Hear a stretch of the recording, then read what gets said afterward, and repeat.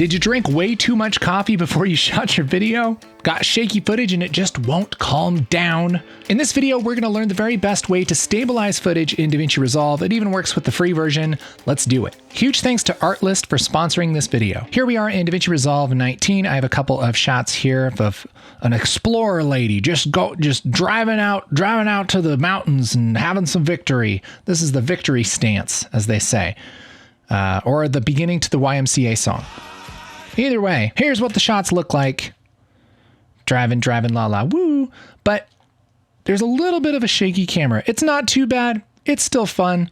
But this is the amount of shake that we can really do a good job stabilizing. There are a couple of ways to do this in Resolve, and the best way for you is going to depend on what kind of shot you have, what you're going to use it for, how calm you want it, all of that kind of stuff. So let's start with this second shot, this victory shot. And let's say we just want to take out the little kind of micro movements here, because as we watch this, you see there's a general move of it kind of pans to the right, tilts down a little bit. There's kind of the big movement, right? And if we want to just keep that big movement, but get rid of all the little small like wobbles and stuff, easiest thing to do is in the edit page, select the footage you want to stabilize. And then over here in the inspector, scroll down to where it says stabilization. By default, this is on, but if you twirl it down, you'll notice it hasn't actually done anything. So without doing anything, we can just hit stabilize and look what's going to happen. Look at this. That just smooths everything out and gets rid of those little micro movements. Isn't that nice? So it can just make something that's just a little bit shaky, a little less shaky. If we want this to really be locked down and not really move at all, we're going to want to take a look at this option, the camera lock. So let's go ahead and just check that and hit stabilize. And we're going to get a very different result this time. That's because when you check camera lock, it wants to lock the camera down in place. So there's no camera movement at all. So what we're going to end up with is a shot that is stabilized, but has maybe a little bit of weirdness in the background. Now this one isn't too bad, actually. It's not too bad. You mostly notice it if you scrub through it quickly. You can see how this mountain kind of starts like this, and then it kind of goes, it kind of wobbles a little bit. But if you play this back at regular speed, it's a little bit less noticeable. If you're looking for it, you can still see this mountain sort of wobbling. And that's just because of the difference in perspective. As the camera is kind of moving back and forth, you're going to get a little bit of perspective shift with this. All right. There's not a whole lot that you can do about that. So you are going to have a little bit of artifacts like that. And that's just how it is. You'll also notice that this is zoomed in quite a bit more. If I turn off the stabilization, look how much it's zoomed in. That's because if we don't zoom this in, we can uncheck zoom. Look what this is actually doing. This is actually moving that footage around and changing it in perspective. And we see all these black blanking lines on the sides. We could zoom this in ourselves, but it will automatically zoom it in for us. And that makes it nice. That's just a happy time. Now, if we want to be a little bit more picky, we can uncheck zoom and we can zoom this in ourselves like this, adjust the position and everything. And we might be able to get a better framing. Yeah. So we might like that a little more.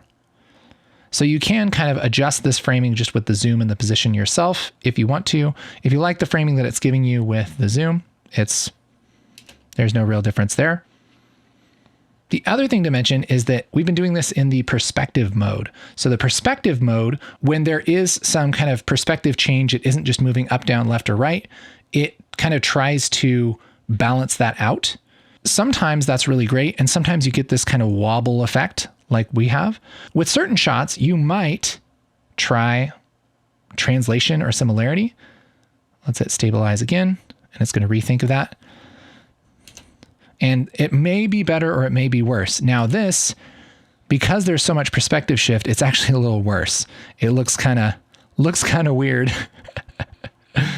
Because really what this is doing is just trying to keep things in the same place without warping them. But with the perspective, it's warping it, and believe it or not, this is less weirdness than you would typically get. The other thing you can do is if you don't have camera lock on, there are these couple of sliders here, smooth and strength. And as you play with those are going to give you different levels of adjustment. And so if you have smooth all the way up and strength all the way up, that's going to be kind of the smoothest looking move, but it still has the main camera move. Whereas if I take this smooth out, it's not going to try as hard. It's going to leave a little bit more of the smaller movements. So it kind of depends on how crazy you want to get. Now, if you have a shot that's moving a lot, it's possible that you might want to just push that smooth up like this because you're going to get a little better resolution. And that might be a better result than doing something like a camera lock that zooms in a little bit more and just tries to lock everything down. Okay, so that's kind of the different levels of nothing at all,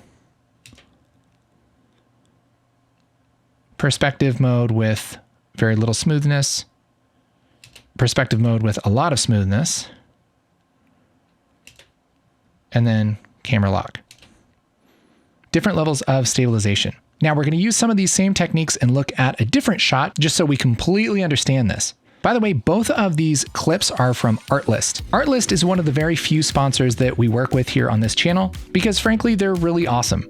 It's a smoking deal. If you have an Artlist subscription, they have tons of beautiful stock footage that you can use for your projects. But not only that, they have sound effects, they have stock music, they have a fantastic AI voiceover generator, and they even recently came out with color grading LUTs. And it's getting kind of ridiculous. Like with all this stuff that Artlist offers just with an Artlist Pro subscription, you could do an entire YouTube channel. You could make an entire career of creating videos just with stuff on Artlist because they have the footage you need. They have music and sound effects. You don't even need to do your own voiceover. You can put in the voiceover with this AI voiceover that sounds like a real person. And then once you have your edit made, you can switch over to the color page and drag one of their LUTs on here, and you get a stylized look without even having to know much about color grading. So I can just take this and maybe take the gain down a little bit and kind of do this about half strength. And that just adds a little bit of warm style to this. Oh, that's so nice. It looks great. If you're making any kind of videos on a regular basis, I cannot recommend Artlist enough. Make sure to click the top link in the description to get a smoking deal on an Artlist subscription. If you use that link below, you get a discount and I get a little kickback, which helps our channel, helps your videos, helps Artlist, helps everybody. But let's go back to this first clip and let's try and stabilize this. So under stabilization, let's just hit stabilize and see what it does. So this is just perspective with no camera lock, and that really takes out some of the little micro movements as well. Let's push up that smooth, stabilize again. Now we have that really stabilized. Oh, that looks so good. So easy, so easy. Okay, let's see what camera lock looks like. Camera lock zooms in quite a bit, but yeah, it's locked down a little bit. Get a little bit of weirdness there on the window. This frame's kind of messing up a little bit, but it's really fine. See what this looks like with translation and camera lock, stabilize. This, it's going to be real similar. There's not a lot of change it's doing in the perspective. Yeah, looks good. So here's before, just a little bit shaky. And here's after. Locked down, baby. That's awesome. So those are really the easiest ways to stabilize your footage. Now, what if you have something crazy you want to do? Like for instance, what if we want to keep this mountain range stable within the frame and have everything else move around it? That's something that we can do in the Fusion page. And if you're new to Fusion, it's okay. This is really easy. Remain calm.